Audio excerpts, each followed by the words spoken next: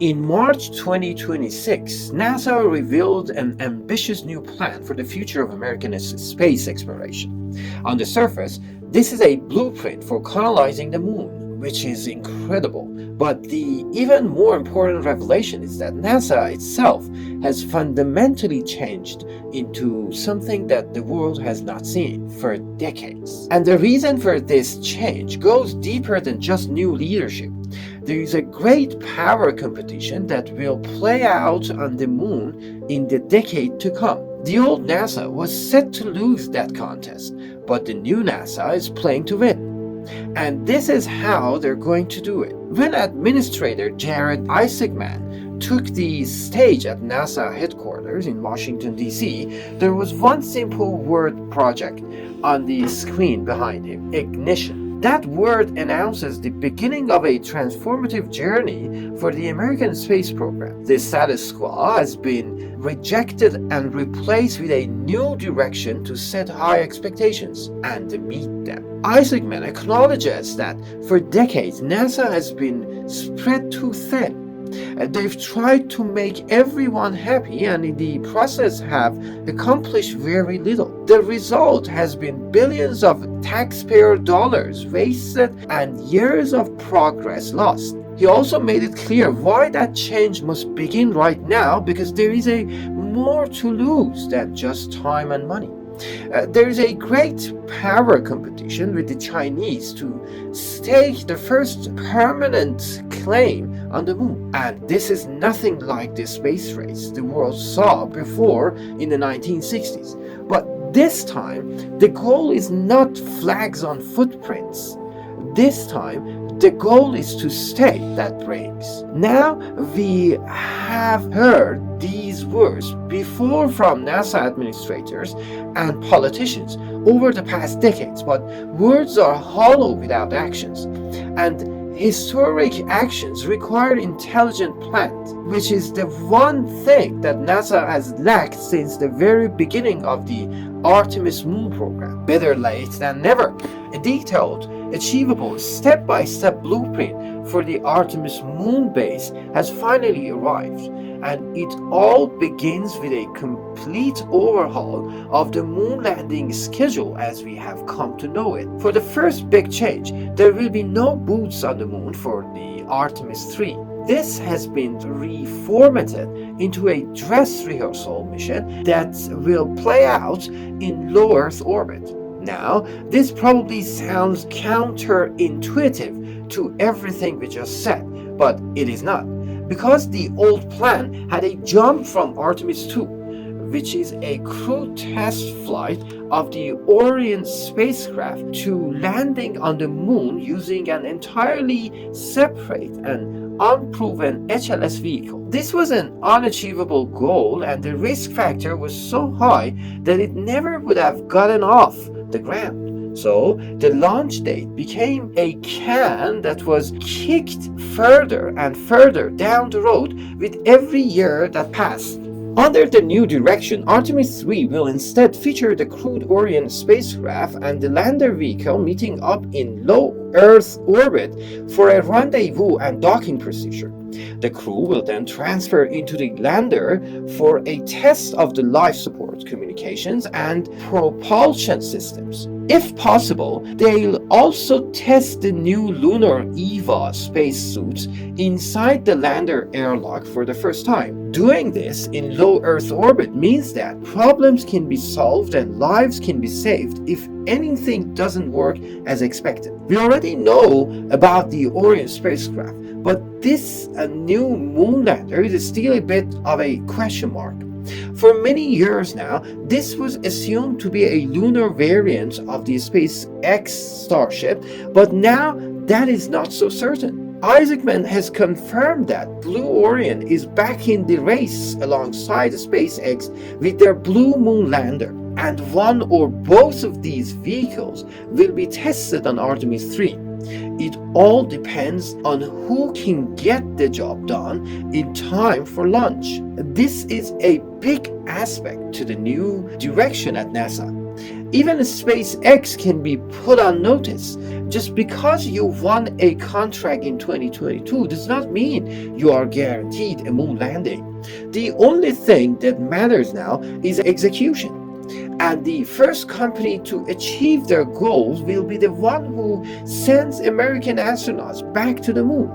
The deadline for Artemis 3 has been moved up to next year, 2027. And then, once the new lunar lander is confirmed, the winner will be expected to keep moving at incredible speed. They now have only a few months to test their vehicle in an uncrewed moon landing and then turn around a complete design for Artemis 4.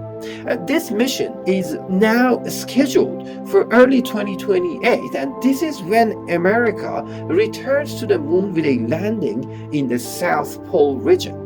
But like Isaacman said, this is not about flags and footprints. So, to make their point clear to the world, NASA will land people on the moon again in 2028, with Artemis 5 scheduled before the end of the year. Now, that sounds overly ambitious, but this is how NASA used to operate in their golden era. The turnaround time between the first moon landing on Apollo 11 and the next landing on Apollo 12 was just 120 days. And this is more than just a flex. This will set the new tempo for American moon landing, with a crew arriving on the surface once every 6 months from here on out. This is also where NASA's commitment shifts to establishing their permanent outpost on the moon. And that brings with prioritizing surface operation over everything else. So, the Lunar Gateway space station that was originally planned to orbit the moon, that's no longer on the table. But it doesn't mean that time and resources spent building the gateway have been wasted either. All of the hardware that has already been developed for the station is being repurposed into the design of the first moon space. The construction of that base will happen over 7 years, and NASA has set themselves a budget of $20 billion to get this done. It all plays out in 3 phases, and this starts right now. Phase 1 covers 2026 to 2028, and the primary goal over this time is to secure reliable access to the surface of the moon with a high launch cadence. That means sending 25 missions in the first 3 years, with 21 of those being lunar landings. 2 of those will be crewed missions, but the majority of this phase is about experimenting with new technologies for the future moon-based operations. This includes sending nuclear power to the moon. There is a sunlight problem up there that needs to be solved, and nuclear energy is the only way to do this. The day and night cycle of the moon is a lot longer than what we know on Earth, so the Artemis base will experience 2 weeks of continuous sunlight, but then it will be plunged into another 2 weeks of darkness. During that time, the temperature will drop below minus 200 degrees Celsius. And without a source of heat, all of the hardware will freeze solid. That tends to be really bad for electronics, and they typically don't come back to life when the sun rises again. So NASA is going to experiment with radioisotope, the thermal generations. Basically, you have a radioactive element like plutonium that is actively decaying. That process naturally releases heat, and this heat can be captured to prevent assets on the moon from freezing solid. What kind of assets are we talking about here? Well, NASA has a radical new idea for exploring the moon: rocket drones. They call this new vehicle Moonfall. It's based on the Ingenuity Mars helicopter platform, but instead of propellers, it uses small rocket thrusters to move around. Each drone can fly for 150 seconds in one hop and cover up to 50-kilometer distance. They are going to use these to explore dangerous and hard-to-reach locations like tops of mountains and edges of deep craters. During Phase 1, NASA will also deploy their Viper rover. This is a golf cart-sized vehicle that is already built, tested, and has been waiting for a ride to the moon for years. 2027 will finally be that year. Viper will arrive at the moon on a Blue Origin lander. Once there, it's going to begin mapping the South Pole region for confirmed signs of water ice and other volatile materials like hydrogen, oxygen, and rare earth metals. NASA considers this to be lunar prospecting. Establishing the locations of these resources will be critical when Phase 3 comes around. Viper will be joined on the ground by two lunar terrain vehicles, one to be driven by the crew members and one that drives autonomously. Each rover will be able to cover up to 900 kilometers of the lunar surface.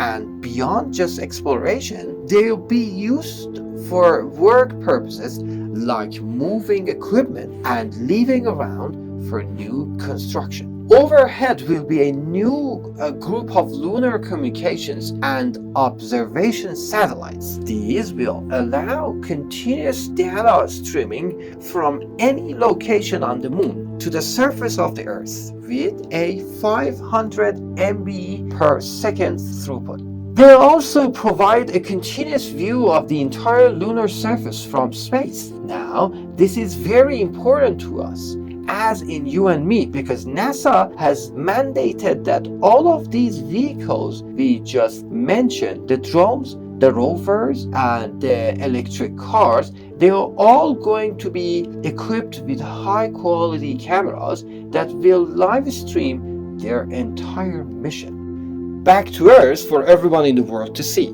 That sets up for Phase 2, the transition into building a moon base. This plays out from 2029 to 2032. It involves 27 launches and 24 landings and includes the first infrastructure for permanent habitation modules. Over this time, NASA will deliver 6 new rovers, and these go beyond just exploration. NASA is talking about excavation in this phase. Machines that can move rock level ground, dig trenches for power cables and pipelines.